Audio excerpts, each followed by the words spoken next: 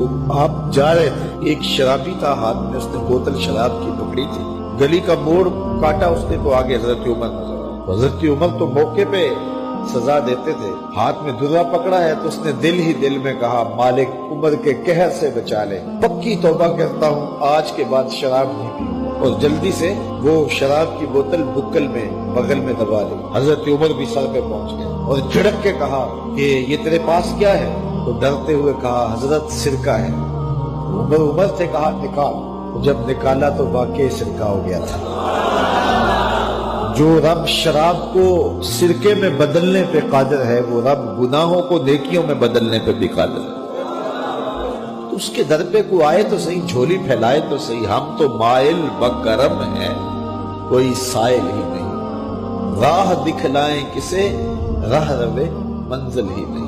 کوئی اس کی دہلیز پہ تو آئے، اس کی چوکھٹ پہ تو آئے، بلکہ اس کی رحمتیں تو بہانے ڈھونڈتی۔ بشر حافی ایک بہت بڑے شرابی تھے اور زندگی شراب کے نشے میں دھت گزرتی تھی۔ ایک دن گلی سے گزر رہے تھے، کاغذ کا ایک ٹکڑا دیکھا، اس پہ رب کا نام لکھا تھا۔ یار بندہ گناہ گار ہو بے ادب نہ ہو، گناہ گار ہو بے ادب نہ ہو۔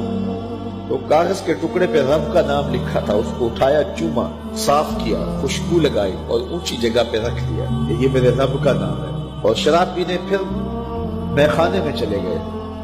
وقت کے ولی کو الہام ہوا، جا ڈھونڈ بشر کو اور میرا سلام دے اور اسے کہہ کہ تیرے رب نے تیرے سارے گناہ معاف کر دیے۔ نکلا، پوچھا بشر کون ہے؟ لوگوں نے کہا وہ تو بہت بڑا شرابی ہے۔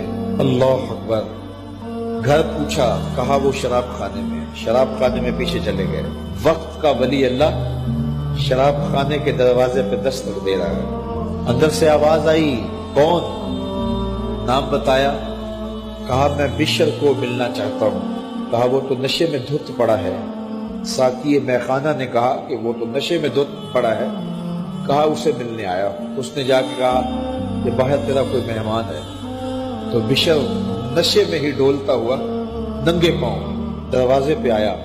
اللہ کا ولی کھڑا تھا، کہا کہ تیرے رب نے تجھے سلام بھیجا ہے، تو نے اس کے نام کی قدر کی تھی اور اس نے تیرے سارے گناہ معاف کر دیے۔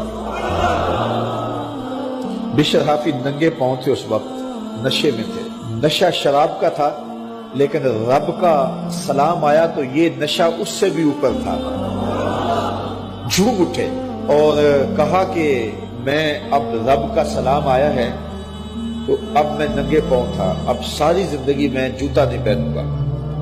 عربی میں حافی ننگے پاؤں والے کو کہتے ہیں، تو بشر حافی کو بشر حافی اس لیے کہتے ہیں کہ وہ ساری زندگی پھر برہ نہ پا رہے، انہوں نے کبھی بھی جوتا نہیں پہنا تھا، زندگی بدل گئی لیکن پاؤں میں جوتے نہیں پہنتے تھے کہ میرے رب کا سندیشہ جب میرے نام آیا تھا، میری جب تقدیر بدلی تھی، میرے رب نے جب مجھے محبت نامہ بھیجا تھا، مجھے سلام بھیجا تھا، پیغام بھیجا تھا، تو میرے پاؤں میں جوتا نہیں تھا۔ تو بشر حافی جوتا نہیں پہنتے تھے، تو رب نے کرم یہ کیا کہ بشر حافی نے گھر سے مسجد میں جانے کے لیے جو راستہ اختیار کرنا ہوتا تھا، اس راستے پر جانور گوبر نہیں کیا کرتے تھے، جانور لیت نہیں کیا کرتے تھے۔ یہ بشر حافی کی گزرگاہ ہے۔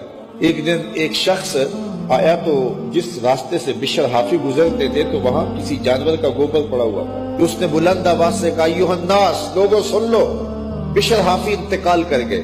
لوگوں نے کہا تمہیں کس نے بتایا ہے؟ کہا یہ گوبر پڑا ہوا ہے، اس کا مطلب ہے کہ آج بشر حافی اس گلی سے نہیں گزریں گے۔ تو جب پتہ کیا گیا تو حضرت بشر حافی کا واقعہ انتقال ہو گیا۔ کوئی سچی توبہ کرے تو صحیح، کوئی اس کی دہلیز تو آئے تو صحیح، ہم تو مائل بکرم ہیں، کوئی سائل ہی نہیں، راہ دکھلائیں کسے راہ روے منزل ہی نہیں۔ کوئی جھولی تو پھیلائے، وہ تو کریم ہے، اس کی تو رحمتیں آواز دے رہی ہیں، یا ایھا الانسان ما غرک بربک الکریم، او بھاگے ہوئے انسان آجا پلٹ کے، تیرا رب بڑا کریم۔